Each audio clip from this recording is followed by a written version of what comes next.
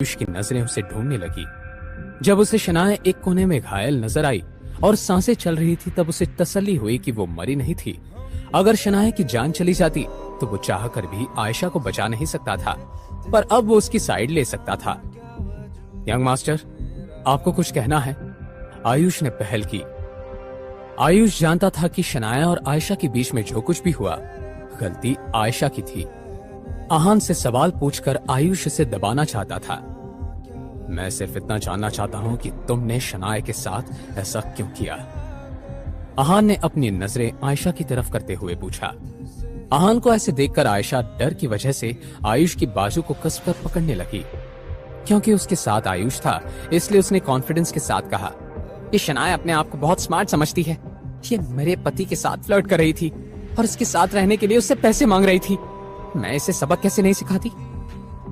क्या तुम्हें इस बात पर भरोसा है? अब आहान की नजरें आयुष की तरफ थी। आयुष जानता था कि आहान वशिष्ठ हाउस का सबसे बड़ा शेयर होल्डर है। इसका मतलब साफ था कि उसके पास बहुत पैसा था और इसके साथ ही उसके साथ कुछ पर्सनल एसेट्स भी उसके साथ जरूर होंगे। ऐसे ही में शनाया किसी और पर कुछ हजार के लिए डोरे डाले, ये होना नामुमकिन था। भले ही आयुष ने ऐसा सोचा था, पर वो ये बात सबके सामने नहीं बोल सकता था। उसे आयशा का साथ देना था और ये बात आयशा के खिलाफ जाती। इसलिए उसने कहा, यंग मास्टर, मैं नहीं जानता कि आपकी पत्नी का कैरेक्टर कैसा है, पर अगर आयशा ने ये बात बोली है तो उसमें कुछ तो सच्चाई होगी। हो सकता है आपकी पत्नी की कुछ शौक हो जिसकी वजह से उन्होंने ये किया। आयुष सिर्फ आयशा की बोली हुई बात का साथ दे रहा था, पर असल में वो जो भी बोला था उसका कोई मतलब नहीं था। अच्छा, मैं समझ सकता हूँ। आहान ने सिर हिलाकर सहमति दी। वहां खड़ा कोई भी इंसान समझ नहीं पा रहा था कि आहान की इस बात का क्या मतलब था। आयुष और आयशा दोनों कंफ्यूज थे। इस वक्त सिर्फ राज जानता था कि आहान क्या सोच रहा था। वो बस अपने दिमाग में हिसाब बराबर करने की कोशिश कर रहा था। वो चाहता था कि आयुष और आयशा को बहुत खतरनाक सजा दे, और साथ ही ये सोच रहा था कि वो ये सजा कैसे जस्टिफाई करेगा। बेचारे आयुष और आयशा इस बात से बिल्कुल अनजान थे कि उनके साथ क्या होने वाला था। आयशा ने तो फिर भी गलती की थी, पर आयुष ने आयशा का साथ देकर अपने पैर पर कुल्हाड़ी मार दी थी। अर्पित, तुम बताओ, क्या जो आयशा बोल रही है वो सच है? क्या सच में यंग मास्टर की पत्नी ने तुमसे पैसे मांगे थे? आयुष की आंखें अब डर से भरी हुई थी। वो भी समझ गया था कि आहान क्या सोच रहा था, इसलिए उसने सोचा कि अर्पित को बीच में लाना ही अच्छा फैसला होगा। अर्पित ने तुरंत हामी भरते हुए अपना सिर हिलाया और कहा, हाँ ये सच है शनाया, मेरा मतलब है कि यंग मास्टर की पत्नी मेरे पास आई थी और मुझसे फ्लर्ट कर रही थी। उन्होंने ही मुझसे मेरी मिस्ट्रेस बनने के पैसे मांगे थे। अर्पित कपूर। सजा देने की लिस्ट में आहान ने अब अर्पित का नाम भी जोड़ लिया था। अर्पित का ये जवाब सुनकर आयुष संतुष्ट था। यंग मास्टर, मामला साफ है। आयशा ने आपकी पत्नी को भेड़ियों के बीच इसलिए छोड़ा था क्योंकि उसने इसके पति पर डोरे डाले थे। मैं मानता हूं कि आयशा ने बहुत गलत किया है, पर आपकी पत्नी भी कुछ सही नहीं है। अच्छा, और फिर? आहान ने पूछा। फिर क्या? आपने आयशा को पहले इतना डरा दिया था तो हिसाब बराबर हो गया। और जहां तक आपकी पत्नी के इलाज की बात है तो मैं आपको उनके लिए 1 लाख रुपए दे देता हूं, आयुष ने कहा। ये सुनकर बहुत से लोगों की आंखों में चमक आ गई थी। शनाया का इलाज कुछ 1000 में ही हो जाता, पर ये उन्हें 1 लाख देने को तैयार था। भाई, ये आप क्या बोल रहे हैं? आप इसे ऐसे ही छोड़ दोगे? जब आयशा ने ये बात सुनी तो उसे बहुत गुस्सा आया। अपनी इतनी बेइज्जती होने के बाद भी वो नहीं चाहती थी कि वो ये दोनों इतनी आसानी से बचकर चले जाएं। इतना ही नहीं, वो शनाया के इलाज के लिए भी पैसे दे रहा था। उसे तो इन दोनों को मार देना चाहिए था, पर फिर ये क्यों? आयशा, यंग मास्टर मेरे दोस्त हैं, मुझे फैसला करने दो। मैं इनके साथ बहुत बुरा नहीं कर सकता, आयुष ने कहा। राज ये सारी बातें सुनकर बस निराशा में अपना सिर हिला रहा था। उसे बिल्कुल समझ नहीं आ रहा था कि वो क्या बोले। आयुष बेवकूफों वाली हरकत कर रहा था। आहान से माफी मांगने की जगह वो उसे एटीट्यूड दिखा रहा था। ये एक चमत्कार ही था कि अब तक आहान ने कुछ नहीं बोला था। पर भाई, आयशा इस बात से सहमत नहीं थी। उसका ईगो ये सब सुनकर बहुत हर्ट हुआ था। इतने लोगों के सामने आहान ने उसकी बेइज्जती की थी। ये आयशा कैसे बर्दाश्त कर लेती? आयशा बात समझो। आयुष ने आयशा की उसकी बात पूरी नहीं होने दी और बीच में काट दी। आहान वशिष्ठ हाउस का सबसे बड़ा शेयर होल्डर था, इसलिए कहीं ना कहीं वो भी उसे परेशान नहीं करना चाहता था। फाइन। आयशा के चेहरे पर अभी भी डिससैटिस्फैक्शन था, पर वो अपने भाई की बात मान गई थी। इस बार तो तुम बच गए, पर अगली बार तुम्हें मेरे सामने और मुझे परेशान किया तो मेरे भाई तुम्हें छोड़ेंगे नहीं, समझे? अगली बार आएगा ही नहीं। आहान ने दोनों भाई बहन पर तरस खाते हुए कहा। यंग मास्टर, आप क्या कहना चाहते हैं? आहान की बात सुनकर आयुष को अजीब लगा। एक तो वो उससे आयशा को परेशान करने के लिए बहस नहीं करना चाहता था, ऊपर से आहान उससे ऐसे बात कर रहा था। आहान ने आयुष की इस बात का जवाब नहीं दिया, उल्टा एक सवाल किया। मेहता फैमिली में कितने लोग हैं? ये सुनकर आयुष और भी ज्यादा कंफ्यूज हो गया और उसने अपनी गुस्से वाली टोन में ही कहा, 38। मेहता फैमिली में 38 लोग हैं। आपने ऐसा क्यों पूछा यंग मास्टर? आहान ने अपना सिर हिलाया और राज की तरफ देखते हुए कहा, राज, बाद में मेहता फैमिली को 38 लाख भिजवा देना। राज ने तुरंत अपना सिर हाँ में हिला दिया। राज अच्छे से जानता था कि आहान की इस बात का क्या मतलब था, पर आयशा अपने ही घमंड में थी। उसे कुछ समझ नहीं आ रहा था कि उसे लग रहा था कि आहान अपनी इस हरकत से शर्मिंदा है, इसलिए पैसे भेजने की बात कर रहा है। चलो, तुम्हें पता तो है कि कैसे बिहेव किया जाता है। अगर यंग मास्टर आयशा से माफी मांग लेते तो पैसे देने की कोई जरूरत नहीं है। मेहता फैमिली के पास पैसे की कोई कमी नहीं है, आयुष ने रूखी आवाज में कहा। जिस तरह राज ने आयुष को डराया था, उससे आयुष सोच रहा था कि आहान कुछ तो बहुत खतरनाक करेगा, पर आहान ने न तो हार मानी और उन्हें पैसे तक देने के लिए तैयार हो गया। इस बात पर आहान को हंसी आ गई। तुम्हें क्या लगता है कि मैं तुम्हारी इस नक्शड़ी बहन से माफी मांगूंगा और ये पैसे तुम्हारे बहन के साथ ऐसे करने के लिए हैं? हाँ, और क्या कारण हो सकता है 38 लाख किसी को देने का?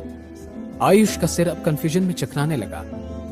ये पैसे तो मैं तुम्हारे परिवार को अभी होने वाले नुकसान की भरपाई के लिए दे रहा हूँ। आहान ने मुस्कुराते हुए कहा।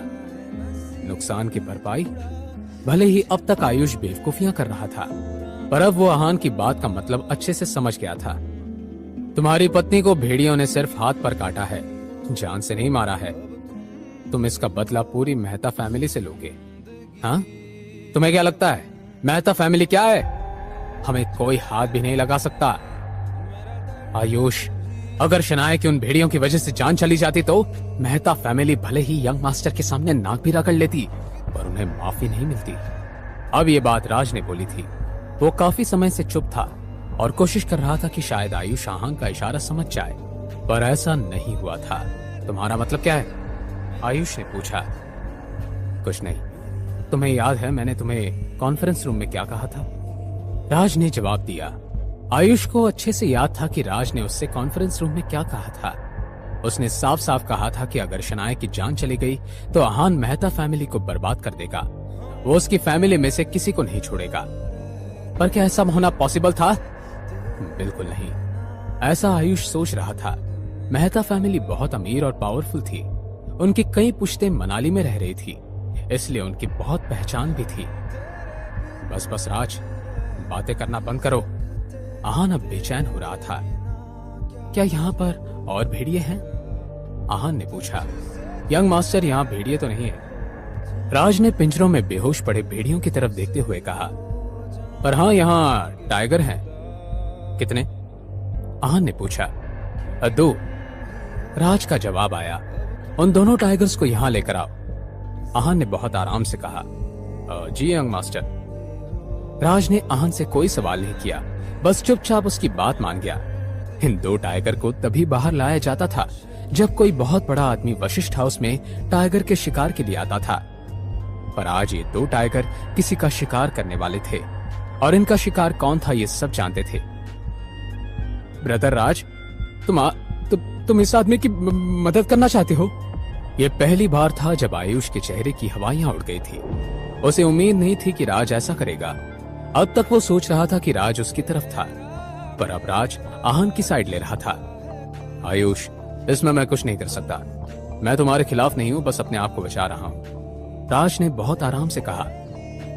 आयुष समझ गया था कि राज आहान से डरता है, खुद को आहान से बचाने के लिए उसने उसका साथ देने का फैसला किया था। पहले आयुष को आहान से भिड़ने में डर इसलिए नहीं लग रहा था क्योंकि उसने सोचा कि राज तो उसकी तरफ होगा या फिर दोनों के बीच में नहीं पड़ेगा, पर अब उसे समझ आ गया था कि राज मेहता फैमिली को कुछ नहीं समझता था। उधर राज चोपड़ा के इस बर्ताव से सब हैरान थे। राज चोपड़ा पूरे मनाली में बहुत पॉपुलर था। लोग तो उसे राजकुमार तक बुलाते थे। उसके पावर के सामने अच्छे अच्छे लोग हार मान जाते थे। फिर भी आहान ऐसा कौन था जिसकी राज भी ऐसे बात मान रहा था? पर अब सबको समझ आ गया था कि आहान का स्टेटस उनकी सोच के परे था। जब सब आहान की असलियत का अंदाजा लगा रहे थे, तभी वहां दो बड़े बड़े ट्रक आए। उन ट्रक में दो बड़े पिंजरे थे और उनमें थे टाइगर। उन्हें देखकर सबकी धड़कनें तेज हो गई, सबकी आंखें खुली की खुली रह गई। आयशा पैनिक करने लगी। टाइगर के यहाँ बुलवाने के कारण आयशा अच्छे से समझती थी। आहान आयशा के साथ वही करना चाहता था जो उसने शनाया के साथ किया। भाई प्लीज मुझे बचा लो, आयशा आयुष के सामने गिड़गिड़ाने लगी। शनाया को तो आहान ने भेड़ियों से बचा लिया था, पर आयशा इन टाइगर से बच नहीं सकती थी। मेरी फैमिली से पंगा लेकर तुम जिंदगी पर पछताना चाहते हो? आयुष ने आगे आते हुए आहान से शांति से पूछा। आयुष के पास मेहता फैमिली को बीच में लाने के अलावा कोई और ऑप्शन नहीं बचा था। मेहता फैमिली, तुमने सुना नहीं क्या कि मैंने रात से क्या कहा था? मैं दोहरा देता हूँ। मैंने रात से कहा था कि वो तुम्हारी मेहता फैमिली को 38 लाख रुपए पहुंचवा दे। हो सकता है शनाया की इस हालत के लिए तुम्हारी फैमिली को सजा भुगतनी पड़े, इसलिए कोई भी हमारे बीच आने की कोशिश नहीं करेगा।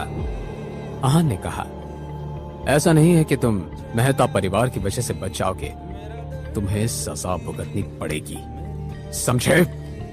आहान ने गुस्से में कहा। इस बात से पूरे ग्राउंड में सन्नाटा छा गया। सबको अब समझ आया था कि आहान ने मेहता फैमिली को पैसे देने की बात क्यों की थी। आयुष ने पहले शनाया की चोट के लिए पैसे देने की बात की थी, इसलिए अब आहान सबको चोट पहुंचाकर पैसे देना चाहता था। आहान की इस बात से सब हैरान थे। अब आयुष खुद को और अपनी बहन को कैसे बचाएगा? क्या होगा जब शनाया को यह सब पता चलेगा? जानने के लिए सुनते रहिए सीक्रेट अमीरजादा। आयुष खुद को और अपनी बहन को कैसे बचाएगा? क्या होगा जब शनाया को यह सब पता चलेगा? जानने के लिए सुनते रहिए